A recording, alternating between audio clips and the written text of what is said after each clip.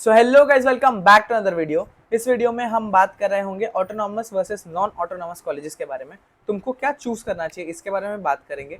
Also इसी video में मैं तुमको एक लिस्ट देने वाला हूँ of all the autonomous colleges, ठीक है, जो मुझे पता है मेजोरिटी ये सारे ऑटोनॉमस कॉलेजेस हैं महाराष्ट्र में, ठीक है। उनका पूरा एक लिस्ट मिल जाएगा तुमको इसी वीडियो में, तो वो भी देख लेना, आगे वीडियो में मैं दिखा दूंगा, ठीक है। उस बात करते हैं पहले ऑटोनॉमस कॉलेजेस के बारे में, ठीक है। What are autonomous colleges? Basically अगर तुमको ऑटोनॉमस कॉलेजेस का एक बेसिक डेफिनेशन दूं तो वो कॉलेजेस जो किसी यूनिवर्सिटी से अफिलिएटेड तो होते हैं, but at the same time वो अपने हिसाब से करिकुलम वगैरह चेंज कर सकते हैं, एग्जाम पैटर्न चेंज कर सकते हैं, अपने मन चाहिए डेट्स पे एग्जाम्स वगैरह रख सकते हैं, ठीक है।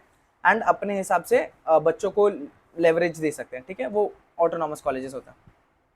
सबसे पहला पॉइंट है, इनके पास बहुत प्रिविलेज है। कैसे प्रिविलेज है कि अगर तुम्हारा देखो अगर तुम्हारा कॉलेज यूनिवर्सिटी के साथ डायरेक्टली अफिलिएटेड है, यानी नॉर्मल कॉलेज है, तो वहाँ पे तुम्हारा पेपर जो है वो यूनिवर्सिटी सेट करता है, ठीक है। वेराज अगर ऑटोनॉमस कॉलेज है तो पेपर कॉलेज में सेट होता है। एंड अगर पेपर कॉलेज में सेट हो रहा है तो बहुत सीधी बात है, तुमको इंपॉर्टेंस वगैरह मिल जाते हैं, क्वेश्चन बैंक वगैरह मिल जाता है, एंड तुम इजीली क्लियर कर सकते हो वो पेपर अगर डिफिकल्ट भी है तो, ठीक है। Second, personalize syllabus. For example अगर यूनिवर्सिटी का सिलेबस है, अगर वो पिछड़ा हुआ है, बहुत पुराना सिलेबस है, ठीक है, आउटडेटेड सिलेबस जिसको हम कहते हैं, वो है तो तुमको वही पढ़ना पड़ेगा, क्योंकि तुम्हारा अकेडमिकली वही पढ़ाया जा रहा है तुमको, ठीक है। एंड तुमको वही पढ़ के मार्क्स भी लाने पड़ेंगे accordingly.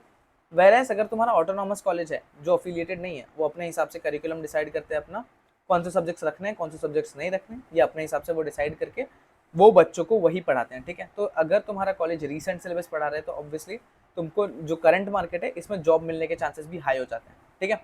Third is no exam pressure. Why is this? ठीक है, नो एग्जाम प्रेशर क्यों कह रहा हूँ मैं? क्योंकि पहला तुमको देखो क्वेश्चन बैंक वगैरह मिल ही रहा है, ठीक है। तुमको करिकुलम वो मिल रहा है जो एकदम करंट में है, ठीक है, ना कि तुमको आउटडेटेड सिलेबस पढ़ना पड़ रहा है जो कि शायद कभी काम नहीं आने वाला तुमको, ठीक है। तो अब क्या हो रहा है, तुमको पहले तो एक करंट चीज पढ़ने मिल रही है जो शायद तुमको इंटरेस्टिंग लग सकती है, ठीक है। एट द सेम टाइम तुमको क्वेश्चन बैंक मिल रहे हैं, तुम्हारे वो सब मिल रहे हैं।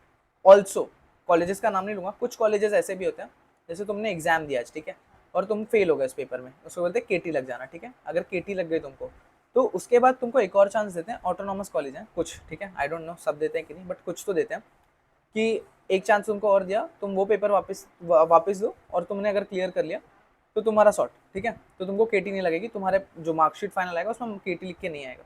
रैदर देन अगर तुम्हारा कोई नॉर्मल कॉलेज है जो मुंबई यूनिवर्सिटी या पुणे यूनिवर्सिटी से डायरेक्टली अफिलिएटेड है, तो तुमने पहला पेपर दिया, तुमको उसमें अगर कम मार्क्स आ गए या फेल हो गए तो सीधा तुम्हारा आ जाता है बैक लिख के कि हाँ इसको एक सब्जेक्ट में केटी लगी है, ठीक है, इन दिस सेमेस्टर, ठीक है।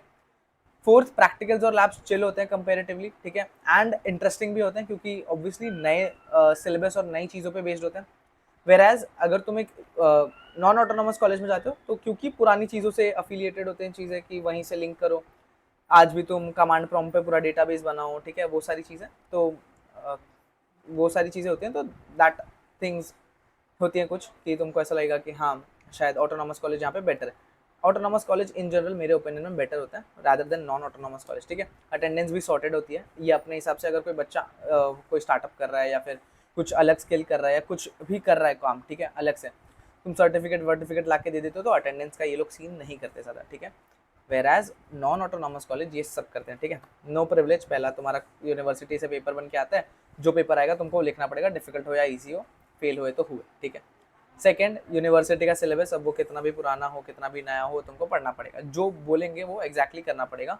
आउटडेटेड सिलेबस भी एट टाइम्स पढ़ना पड़ता है, ठीक है। एग्जाम्स का बहुत प्रेशर होता है, ठीक है, तुमको असाइनमेंट्स वाइवा सब करने पड़ते हैं, तुमको यूनिट टेस्ट अलग से क्लियर करना पड़ता है, तुमको इंटरनल्स अलग से क्लियर करना पड़ता है, उसके बाद तुमको फाइनल एग्जाम अलग से क्लियर करना पड़ता है, ठीक है। प्रैक्टिकल्स और लैब्स तुमको वहाँ पे भी 75% अटेंडेंस मेंटेन करना पड़ता है। एट द सेम टाइम तुम्हारा नॉर्मल 75% भी तुमको मेंटेन करना पड़ता है।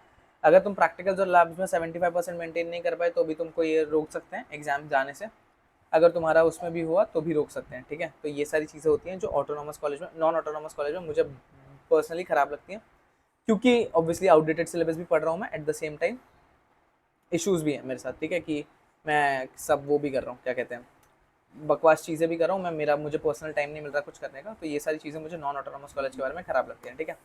सो मुझे पर्सनली ऑटोनॉमस कॉलेजेस पसंद है rather than non autonomous college, but at the same time तुमको मैं अभी एक लिस्ट बता देता हूँ, जो कॉलेज ऑटोनॉमस है वो देख लो एक बार, ठीक है। सो ये तुमको एक लिस्ट दिखा रहा हूँ मैं यहाँ पे मेरी स्क्रीन पे, मैं एक सेकंड ऊपर कर लेता हूँ, ठीक है।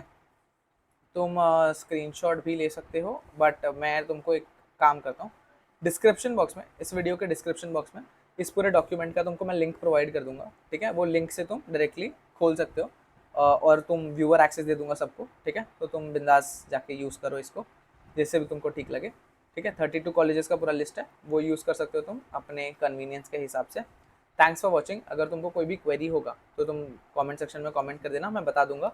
व्हाट्सएप ग्रुप में अभी तक अगर नहीं आए हो तो पहले जाके व्हाट्सएप ग्रुप में आ जाना, क्योंकि वहाँ पे मैं सारी चीज़ें भेजता रहता हूँ पहले, ठीक है।